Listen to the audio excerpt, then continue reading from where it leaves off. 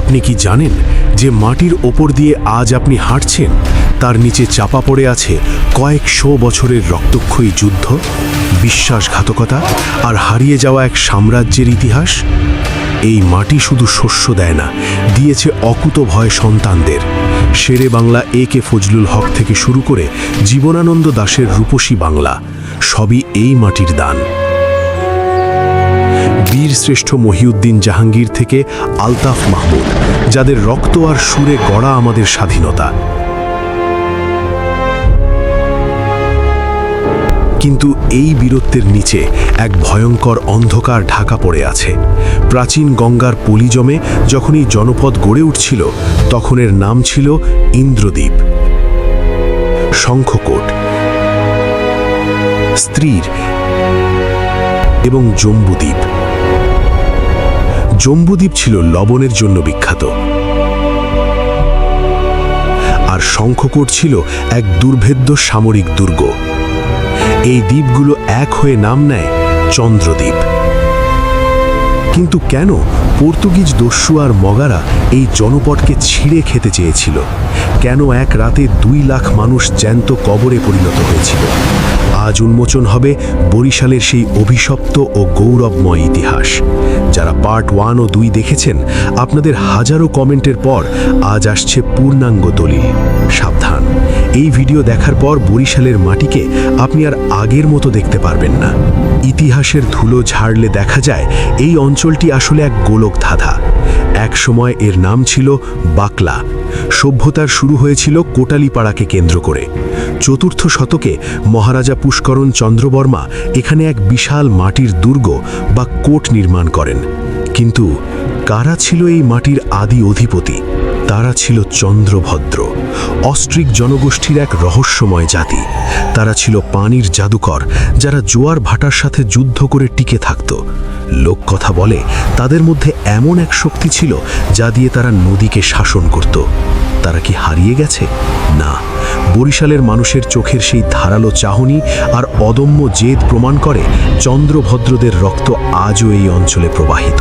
1417 খ্রিস্টাব্দ রাজা ধনুজর্দন দেব চন্দ্রদ্বীপকে এক স্বতন্ত্র রাজ্যে রূপান্তর করেন।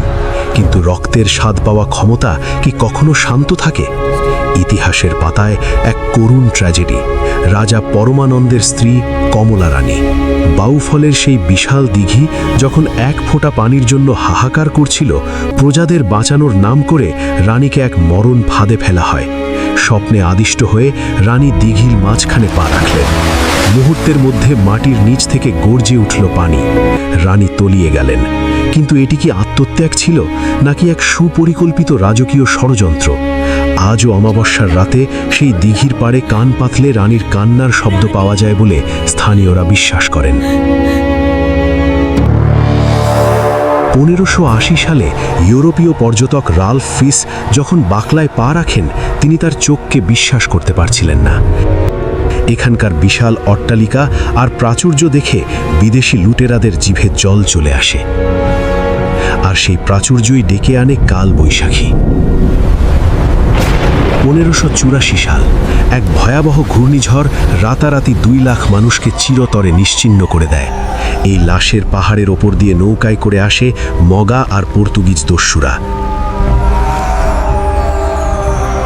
তারা গ্রামের পর গ্রাম জ্বালিয়ে দিত, শিশুদের শিকল দিয়ে বেঁধে দাসের বাজারে বিক্রি করত। এই নরককুণ্ডে তখন ত্রাতা হয়ে আবির্ভূত হন আগা বাকের। সাগরের পানি জলদস্যুদের রক্তে লাল হয়ে গিয়েছিল। তার শাসন কেন্দ্র বুজুর্গ উমেদপুর থেকেই আজকের বরিশালের নাম হয়েছিল বাকেরগঞ্জ। 15 শতকের মাঝামাঝি সময়ে বরিশালের আকাশে নতুন চাঁদ দেখা দেয়। সুলতান বারবাক শাহের হাত ধরে এখানে প্রথম মুসলিম শাসনের গোড়াপত্তন হয়। ধীরে ধীরে পীরের দোয়া আর আউলিয়াদের পদচারণায় চন্দ্রদ্বীপ হয়ে ওঠে সংস্কৃতির মিলন মেলা। এরপর থেকেই এই অঞ্চলটি ধীরে ধীরে মুসলিম সংস্কৃতির সাথে মিশে যেতে থাকে এবং গড়ে ওঠে আজকের এই বৈচিত্র্যময় জনপদ। সুলতান বারবাক শাহ, বাংলায় মুসলিম শাসনের সূচনা ঘোষণা করছি। বরিশাল নামটা কি কেবলই নাম নাকি এক অজানা সংকেত? কথিত আছে গির্দে বন্দরে লবণের গোলা খনন করার সময় মাটির অনেক গভীরে এক অদ্ভুত কালো ধোঁয়াটে রহস্যময় পাথর পাওয়া যায়। ওই পাথর ছোঁয়ার পর থেকেই ব্রিটিশ শ্রমিকদের মধ্যে মড়ক দেখা দেয়, অনেকে পাগল হয়ে যায়। সেই পাথরটি আজও মাটির নিচ থেকে বরিশালকে নিয়ন্ত্রণ করছে কিনা তা এক বড় রহস্য। বরিশালের ইতিহাস শুধু রক্তে লেখা নয়, তা লেখা আছে পাথরে আর পানিতেও। বালিয়াতলির কথা ধরুন, একসময় এখানে সমুদ্রের ঢেউ আছড়ে পড়ত। এখানে পাওয়া প্রাচীন মুদ্রা আর ধ্বংসাবশেষ প্রমাণ করে এটি ছিল একসময়কার বিশ্ব বাণিজ্যের বন্দর। আবার যখন আপনি উজিরপুরের গুঠিয়া বাইতুল আমান মসজিদে দাঁড়াবেন, তখন আপনার আত্মা কেঁপে উঠবে। এই মসজিদের স্থাপত্য শুধু ইট পাথরের নয়, এটি বরিশালের আধ্যাত্মিক শক্তির প্রতীক। এর 20 তলা সমান মিনারটি যেন আকাশের সাথে কথা বলে। আর পিরোজপুর বরিশাল সীমান্তের ভাসমান পেয়ারা বাজার, শত বছর ধরে পানির ওপর চলা এই বাণিজ্য বিশ্বের খুব কম জায়গায় দেখা যায়। এটি কেবল বাজার নয়, এটি চন্দ্রভদ্রদের সেই প্রাচীন পানি প্রযুক্তির এক আধুনিক রূপ, যেখানে মানুষ আর নদী মিলেমিশে একাকার। আবার যখন আপনি উজিরপুরের গুঠিয়া বাইতুল আমান মসজিদে দাঁড়াবেন, তখন আপনার আত্মা কেঁপে উঠবে। এই মসজিদের স্থাপত্য শুধু ইট পাথরের নয়, এটি বরিশালের আধ্যাত্মিক শক্তির প্রতীক। এর 20 তলা সমান মিনারটি যেন আকাশের সাথে কথা বলে। আর পিরোজপুর বরিশাল সীমান্তের ভাসমান পেয়ারা বাজার, শত বছর ধরে পানির ওপর চলা এই বাণিজ্য বিশ্বের খুব কম জায়গায় দেখা যায়। এটি কেবল বাজার নয়, এটি চন্দ্রভদ্রদের সেই প্রাচীন পানি প্রযুক্তির এক আধুনিক রূপ, যেখানে মানুষ আর নদী মিলেমিশে একাকার। এবার আসা যাক এমন এক প্রসঙ্গে যা নিয়ে বরিশালের মানুষকে প্রায়ই উপহাসের শিকার হতে হয়। অনেকে মজার ছলে বা না বুঝে বরিশালের মানুষকে খয়রাতি বলে সম্বোধন করেন। দেখ দেখ, ওই যে সব খয়রাতির দল আসছে। হ্যাঁ, সব সময় শুধু হাত পাততে জানে।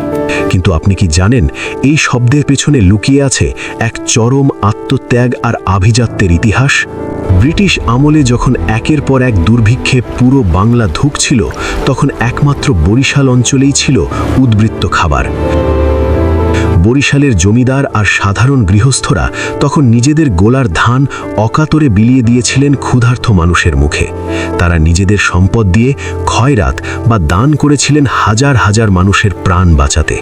মনে রাখবেন, যে হাত দান করে সেই হাত সব সময় ওপরে থাকে। বরিশালের মানুষ ভিখারি নয়, তারা দাতা। হাত পাতার ইতিহাস বরিশালের নেই।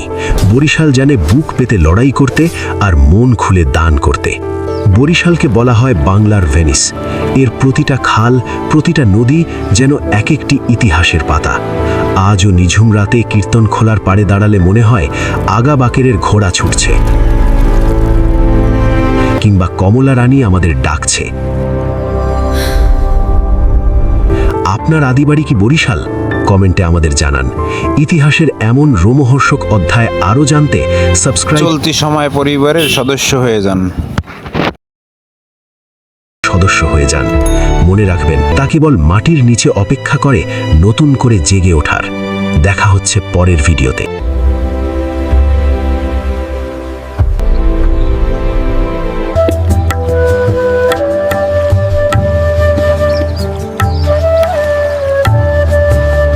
চলতি সময়ে সাবস্ক্রাইব প্লিজ, সাথে থাকুন।